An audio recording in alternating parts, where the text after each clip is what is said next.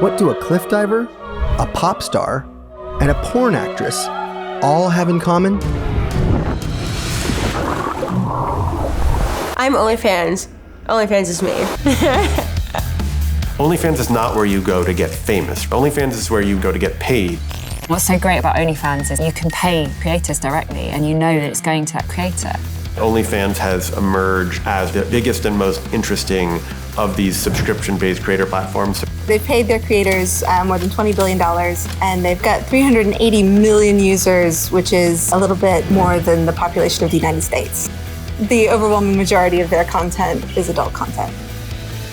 And despite what OnlyFans says is rigorous oversight, it has attracted some of the worst actors with allegations of sexual abuse, exploitation, and violence. The worst accusations around the company are around child sexual abuse material. As with any platform that then becomes very lucrative, you have a lot of other unscrupulous people who see an opportunity to make a buck.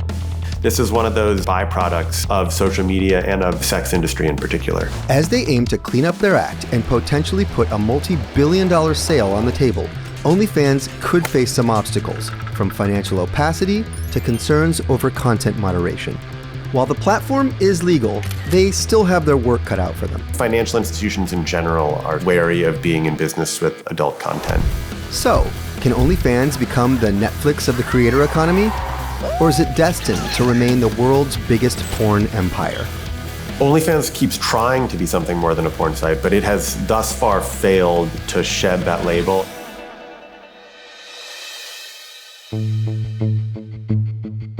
The story of OnlyFans is still a bit of a mystery to most people. We know that OnlyFans was founded by Tim Stokely in 2016. We know that he sold a majority stake in the company to the investor Leo Radvinsky in 2018. Since then, Radvinsky is the majority shareholder. Radvinsky is such an interesting character. He doesn't do a lot of interviews, he's not very public, but what we do know about him, he is an engineer, an entrepreneur. He got his start doing some of these cam sites in the early 2000s. The dividend that Radvinsky gets is truly extraordinary. He's become a billionaire off of the site. They say very little about how the economics of it work. Their net revenue is between 1.2 and 1.4 billion, and their profit is about half that. So that's a margin of like 50%, which is pretty much unheard of. Other than that, we don't know a whole lot.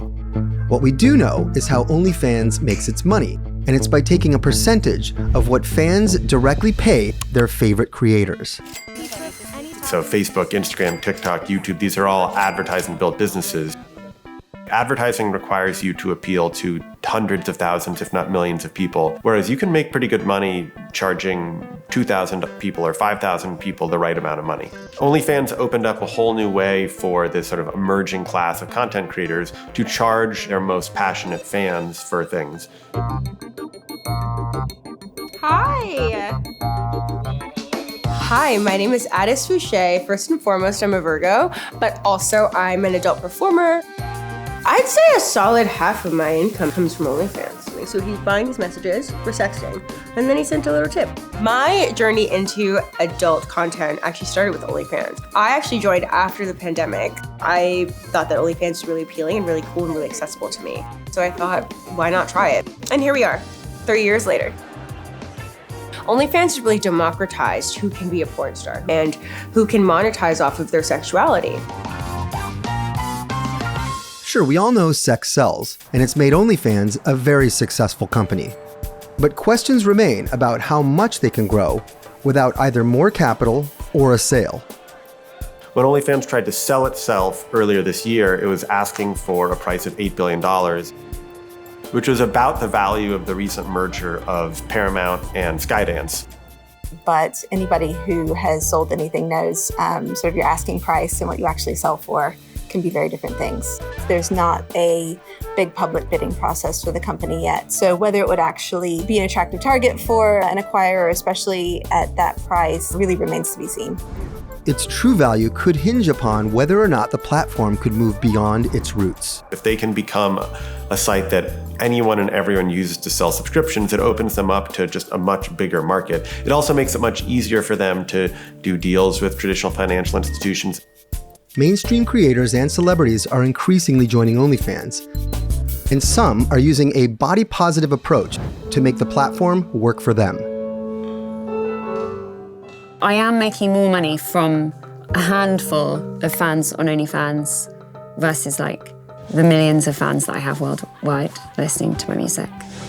The cost of everything that it takes to tour has gone up quite drastically, yet musicians' wages have not. And so lots of bands are finding themselves in positions where they cannot afford to go on tour. Here I am outside the Spotify building. Pay your artists fairly. You're unethical. The streamers and the major labels are stealing from artists. My Song Foundations has over 100 million streams. You'd think I'd be a millionaire, I'm not. That's because Spotify pays between 0.003 and 0.005 cents per stream. So you'd need around 500,000 streams per month to get the equivalent of a US minimum wage. And that's before label cuts, management fees, and publishing splits. I play shows and I wear clothes where it might be revealing. I'm used to sort of being exposed. I use my body as part of my work, as part of entertainment quite a lot. And I thought it would be quite fun to start the OnlyFans account on the first day of the tour and call it Butts for Tour Buses and sell pictures of my bum and just see what happens. I'm here with Butts for Tour Buses. Butts for Tour Buses, my new campaign. You may have heard about it. I caused a media frenzy. It's an exploitative industry that's making it harder and harder for anyone to do music, and I think that's wrong. And that's why I'm selling pictures of my bum. Feeling cut out of mainstream industries is driving all sorts of creators to take the leap. 3, 2, 1, send it! Woo! My name is Ellie Smart, and I'm a professional cliff diver. I rely on OnlyFans for over 50% of my income right now. There's not always a lot of money in these small niche sports. Exploring different ways to make side income is very, very important. A lot of my content was being taken and shared in so many different platforms, but I didn't see any money or, really any results or perks of those videos being shared. I'm not feeling that, which led me to OnlyFans. Content like Ellie's plays into the push OnlyFans has made to make the platform more safe for work. They've been really pushing hard into things like personal trainers and chefs and stand-up comedians and sort of safe for work content. They've got something called OnlyFans TV, which is supposed to be just safe for work. Hi, OFTV. The pivot that they're attempting is the same pivot they've been attempting for 3 or 4 years, which is we are not just porn.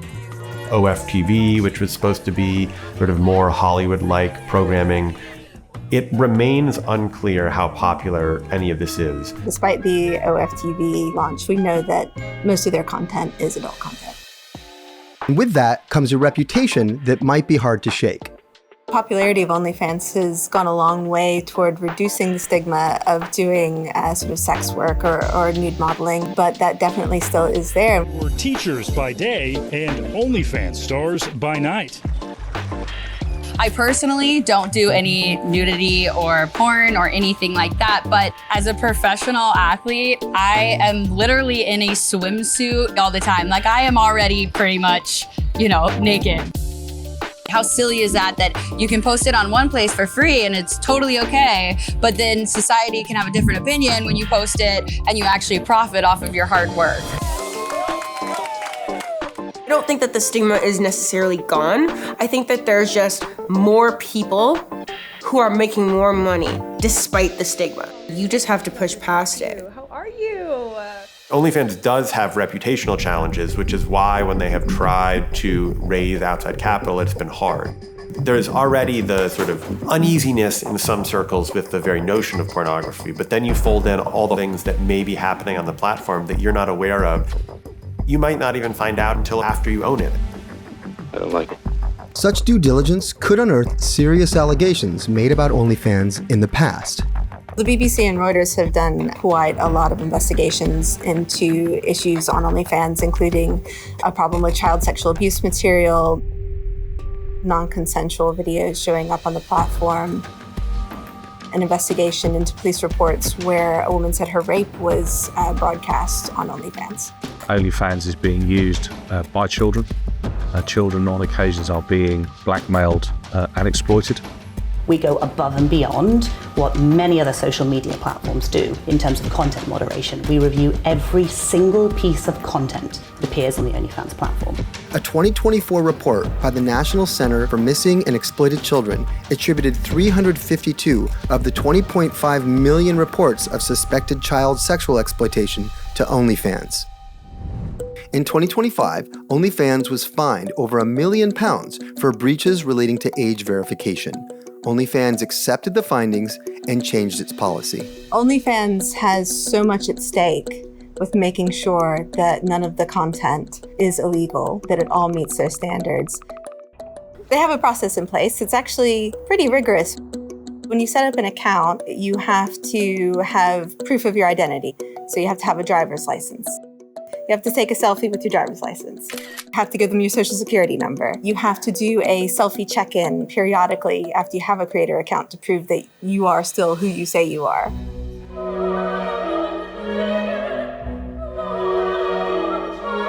Like, what I really like about OnlyFans is I'm in complete control. It would be great if people could start actually having less shame, and if we could support people creating their own content. Don't think OnlyFans needs to hide what the majority of their content base is. It's creating a lot of great livelihoods for millions of people around the world. I think that they're only going to continue to grow and become a really big media empire. Despite the controversies, they're definitely a huge part of the creator economy and a big cash machine for their owner. The business as it is makes so much money. It's very sustainable and probably will continue to be for the foreseeable future.